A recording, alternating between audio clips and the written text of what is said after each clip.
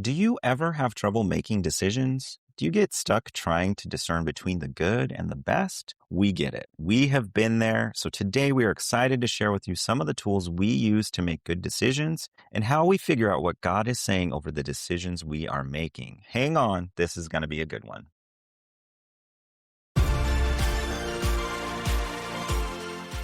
If you're tired of leading others while secretly battling doubt, discouragement, and mental warfare, and you want practical tools to renew your mind and walk boldly in your calling as a leader, you're in the right place. Welcome to Believe and Become. We're Josh and Corina, your spirit-filled coaches here to help you overcome those limiting beliefs and lead others confidently. If you're ready to hear God's voice more clearly, to step into your purpose and find joy and strength in the everyday, silence those Bible app reminders judging you from your lock screen, and let's jump in.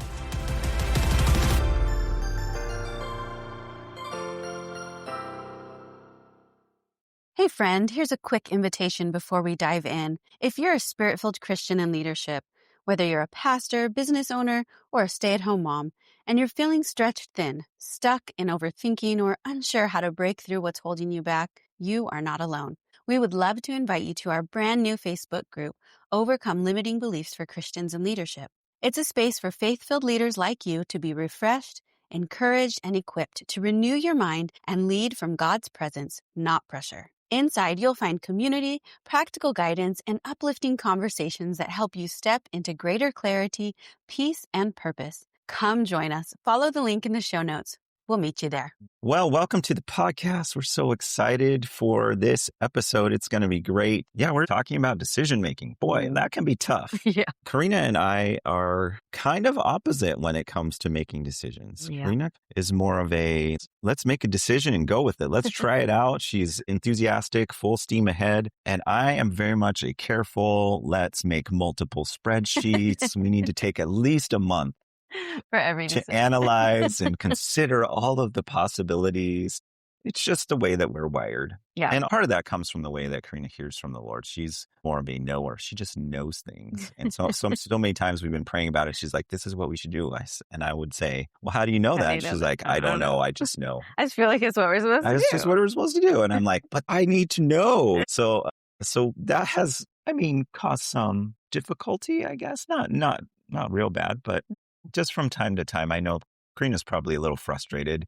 By the time I come around to the same decision, she's like, we could have been done with this a month ago, but I'm glad you finally came around to what I already knew. That is true. For me, decision fatigue is a real thing. Like you've made so many decisions or you've thought about it so long, you get the paralysis of analysis where it's like, I don't know anymore. Yeah. They all seem the same to me. So that's really frustrating. Yeah. And that often leads to inaction. It's just, it's literally paralysis where it's like, I'm just not going to do anything because I don't know what to do. And so then that has at times led to things that needed to be taken care of that didn't get taken care of in time and stuff like that. That's true. And so it is important that you have a process for making decisions. And it's not that one way is good or bad. And I love that we balance each other out. Yeah. My let's just try it and see what happens kind of attitude hasn't always served me well. And so Josh has brought good balance to my impulsiveness. But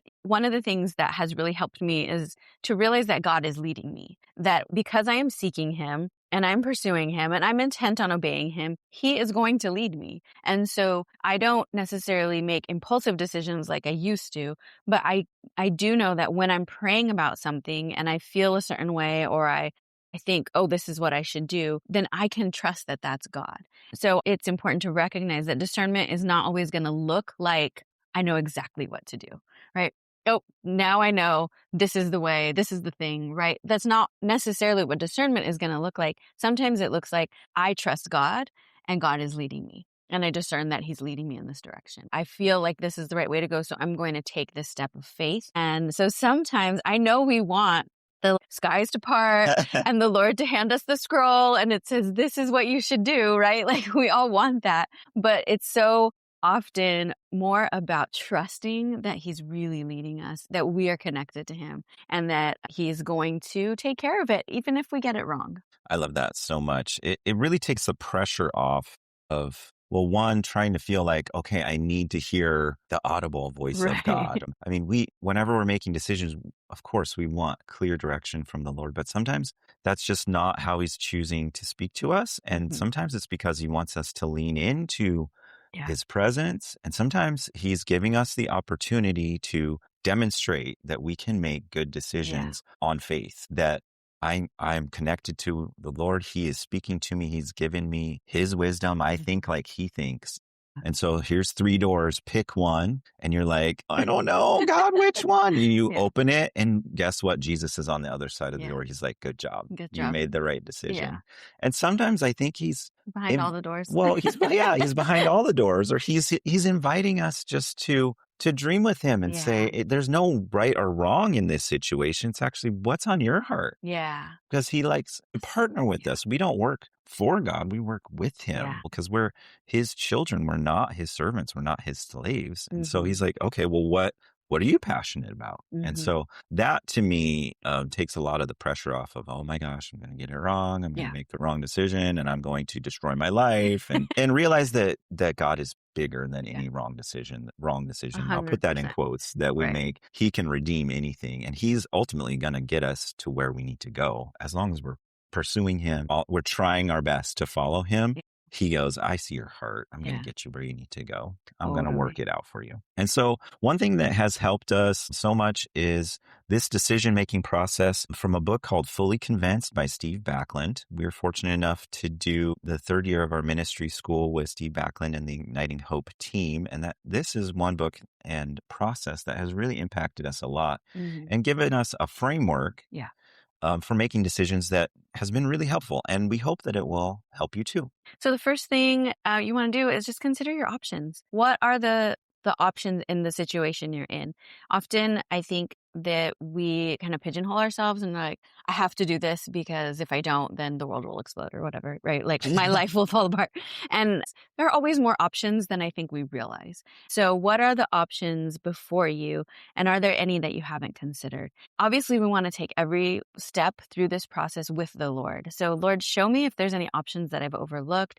Show me what I'm missing here, but write it down. What are the options that I have in this situation? And then we start with pros and cons, which is a process that a lot of us have undertaken over the years. But go down your list with your options and say, what are the good parts of this? What are the bad parts? And go pros and cons all the way through your options list. It's so good to actually write it down, Mm-hmm. because that will bring clarity to your thinking, where it's not just all swirling around in your head and you kind of get panicked. You don't know, oh my gosh, I can't, I'm just confused. And when we're in that confused, kind of fearful state, we're Yeah. not going to hear clearly from the Lord. Mm. When we're at peace and rest, then that allows us to hear him better. He's always speaking to us, but sometimes we're just like, our brains are too going crazy. And Yeah. so that clarity of writing it down is really, really helpful. I think sometimes too, in your head, the lists are longer or shorter than they actually are.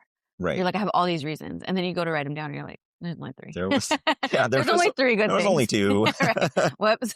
Because sometimes maybe you want one option more than another. And so then we like inflate the numbers. So when we can see it on paper, sometimes there's clarity just in that, just in Yeah. clarifying your options, pros and cons. You're like, oh my gosh, this is really clear what I'm supposed to do.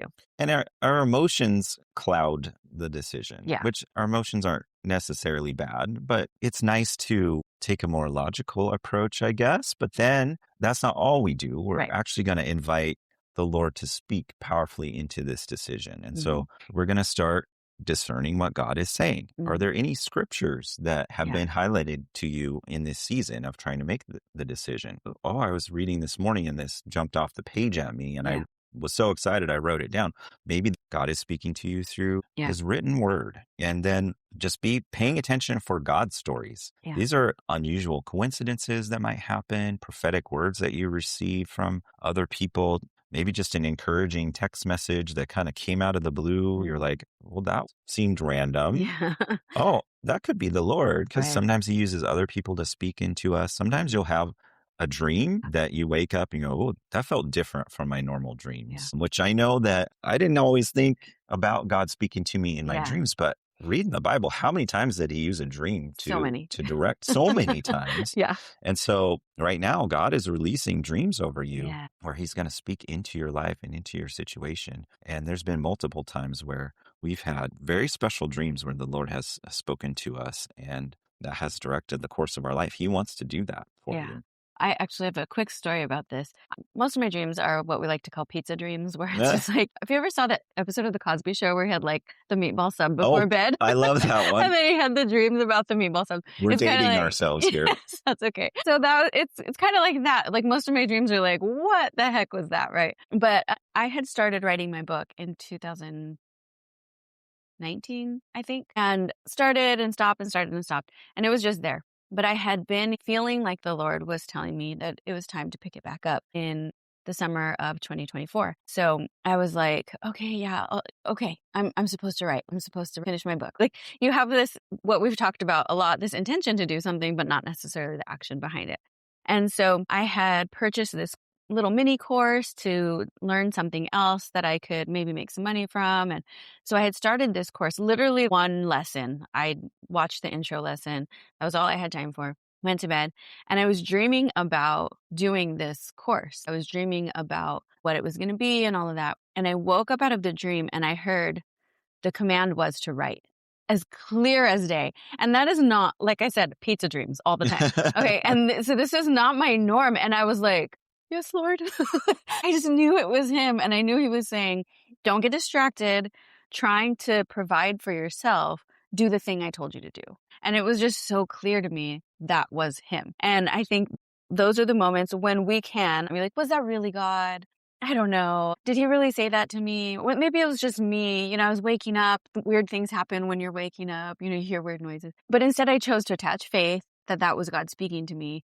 I finished my book that summer. And then over the last school year, I was able to publish it and I've gotten to teach Bible studies from it. And it's been so cool. And it's been such a blessing and just a really amazing journey with the Lord out of a dream that really was a dream of my heart that he was bringing to life. I love that story. We have another story. We, like I mentioned before, we did our third year of ministry school with the Igniting Hope team. And early on, when we started ministry school, we kept getting people kind of saying, you should be with Steve and the Igniting Hope people. That would be a really good fit. And we're like, okay, cool. We had just barely kind of heard about him, really, and heard him speak a couple times. And so when we got to third year, we heard they're not taking any students. And so we were super bummed. We're like, oh no, what are we going to do? And so we started trying to figure out, okay, who else would we apply to and whatnot. And I just happened to be at church one day.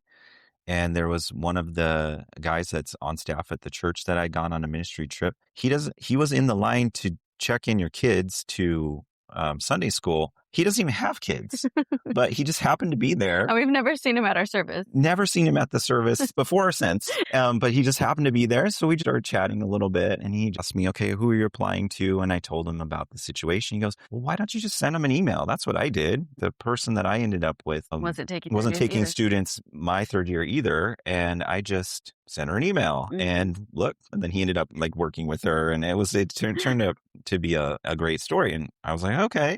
So I did. And then they wrote me back. They said, well, we didn't really receive any people that are kind of stepping out and trying to, make it happen, even though we're not taking students. Let's meet. And so I met with some of the team. That meeting went great. And then I got a text message from Steve saying, hey, let's go on a walk and chat some more. And so they made an exception and they took me onto the team. And then Corina had been applying.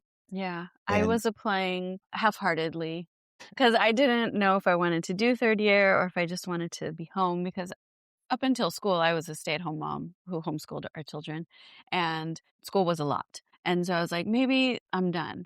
But I felt like I should apply. And so I had started applying. And everybody I applied to was like, we decided we're not taking third years. But if we were, we would totally have taken you. And we just filled up. Sorry, we don't have any more room. So it was just like this one after another of like, nope, decided not to, just changed our mind, too full, whatever. And I was really close to just being like, whatever, I'm good. I'll stay home. Thanks God. I tried. And I literally was only applying when I felt like he was highlighting somebody or told me to. And then I got a text message from Angela. who was Steve's PA, and she said, "Hey, your name came up on a list of people who haven't been matched yet, and we would love to have an interview with you because your husband's on our team, and wouldn't it be so fun if you guys were on the team together? Like, we would love that. So, do you want to meet?" And so we did, and they picked me. So we ended up on the Igniting Hope team, and it changed our lives. Yeah, it was such a powerful year, and we continue to volunteer with them. And all of the things that we talk about on our podcast kind of was birthed in their Mhm. ministry and in their teachings, and Mhm. just how much it's impacted our lives. It's been huge. And Yeah. so that was a God story. Yeah. Where he worked it out. It's like, well, I just happened to talk randomly to this Yeah. guy that I hadn't seen for a really long time. And it was a God story. And on the Igniting Hope side, they were waiting for a God story. Yeah. They knew they might need a couple of students, couple three, to start this new school that they were doing online. And so they were just kind of waiting for the Lord to bring people up that had a God story. Yeah. And so he just worked it out for us. It It was really so did. good. It was fun.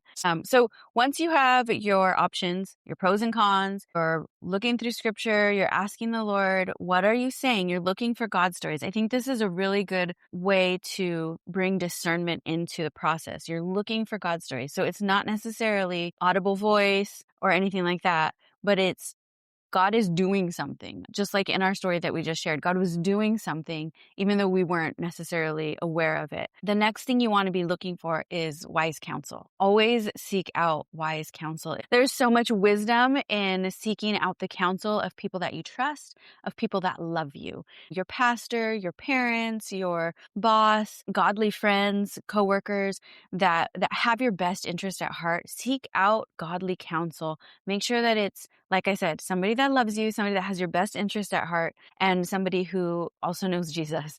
Because often they'll have wisdom for us. They'll see us in a way that we don't see ourselves. And so it's important that we look to those around us, the people that God has given us, to confirm what he's speaking. The next thing you want to do is just check in with your peace level. God doesn't lead us in fear or anxiety. So if you're feeling really anxious about a particular direction, you want to pause. Obviously, we don't want to make any decisions when we're tired or hungry or emotional, any of those things. So we want to be in a good place physically, mentally, and then check in with the Lord, get in a peaceful spot where you feel really well connected to him and you're hearing his voice. And then that's where you want to start considering your options, putting together all the different things that we've talked about, what you've heard from your godly counsel. And then, okay, where's the peace? I'm going to follow the peace. Okay, this option I feel more peace on. That's the direction that you want to go, which that can be tough. And especially I've struggled with anxiety in the past. I just feel a little more anxious about making different decisions sometimes. And so sometimes that can be really hard. Yeah. But if you're intentional to take a moment, take a deep breath, slow down a little bit, and just check in with the Lord and what he's saying, then you can discern, okay, where's the real peace? And sometimes it takes a risk, right? God's saying, okay, I want you to go through this door. I know that's a risk for you. But sometimes the risk is where the Lord is. Sometimes he does ask us to step out of the boat and to follow him. And so sometimes it's, okay, that feels risky to me, but I really feel like I need to step out. And sometimes you can just start moving in a direction. Yeah. Maybe I'm not fully convinced that this is Steve would probably disagree with that, but start taking steps, because it's once you start some forward movement, it's easier for God to direct you. It's much easier to steer a moving ship. I love that analogy. Yeah, that's so good. And then the last thing you want to do is make a conclusion. Make a decision. You have to come to that point where you're going to make the decision and attach faith to the decision that you make. It is so important that we attach that faith, that we say, okay, Lord, this is what I'm doing. I lay this out before you. Here are the scriptures. Here are the God stories. Here's the decision that I'm going to make. And it's okay to say, God, I'm going to give you a week to change my mind. Lord, if there's something if this is not the right decision for me, change my mind. Send me a prophetic word. Send me another God story to show me that this is not it. But don't get stuck because you don't get it. This is the decision I'm making. This is the direction I'm going, and trust that the Lord is behind it. A bad decision made in faith has a greater likelihood of success than a good decision made in doubt. So when you make that decision, trust that as you attach faith to that decision, I believe this is the way that the Lord is leading me, and you move in that direction. Like Josh said, he is going to continue to direct you. And if you're going the wrong way, he will redirect you. He's not going to punish you, and you're not going to blow up your life. So just connect with him. Yeah, I want to highlight what you said about giving the Lord some time to change your mind. Because I hadn't heard that before. Not many people have. Yeah. And it's like, okay, I have done my process. This is the decision I'm making. God, I'm giving you the weekend, or I'm giving you the week to change my mind. But the key is you can't do it through negative circumstances or fear, anxiety, or through anything, just a bad feeling, discouragement, any of that stuff. It has to be through another God story and see what he does. I think usually when we give him that time, there'll be a confirmation in our heart, or something will happen that you're like, okay, that really was not the right path for me. But overall, we just want to remove the fear of making a wrong decision. Yeah. That's the key, is that Jesus is bigger than any mistake we're going to make. And you might make a risky decision and maybe it doesn't work out. God is still God. He's still faithful. He's still in control. He's going to take care of you, and he can get you back on course. Sometimes you learn a lot about so much decisions that you made. You're like, well, that didn't work out. That's okay. That's not where I'm supposed to be. The Lord wasn't on that. He's over here. I think you also learn about how to listen. Yeah. You learn about like, oh, I thought I was listening, but actually I was moving out of my emotions or out of fear or anxiety, even though I was trying really hard. And so you learn a lot about yourself in that process. So let's recap the steps. We're going to write down our options with the pros and cons. We're going to discern what God is saying through God's stories, any scriptures, unusual coincidences, prophetic words, dreams, any visions that you've seen while you're praying or in worship. You're going to seek out godly, wise counsel. And then you're going to check in with your peace level, and then make your decision, and then attach faith to the decision that you made. So if you're struggling with a decision that you need to make and you need somebody to walk you through the process of decision making, we would love to help you with that.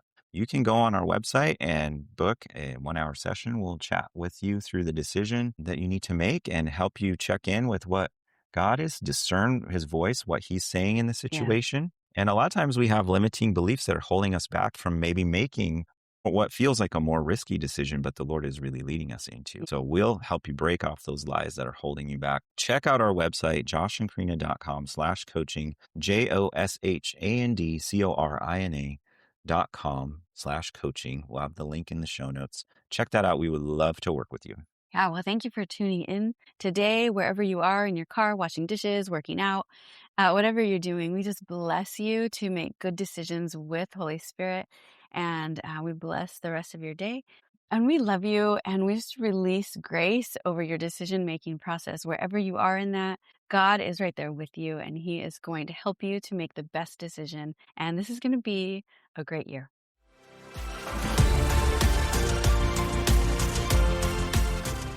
Hey friend, we hope you enjoyed today's episode. If so, would you take 30 seconds to share this podcast with someone who may need encouragement or practical tools for fighting their battle? Then rate and review this podcast. Help us spread the message of transformation far and wide. All right, time to walk back into the noise with peace, purpose, and maybe a tiny bit of caffeine. We'll meet you back next Thursday for another episode. Bye.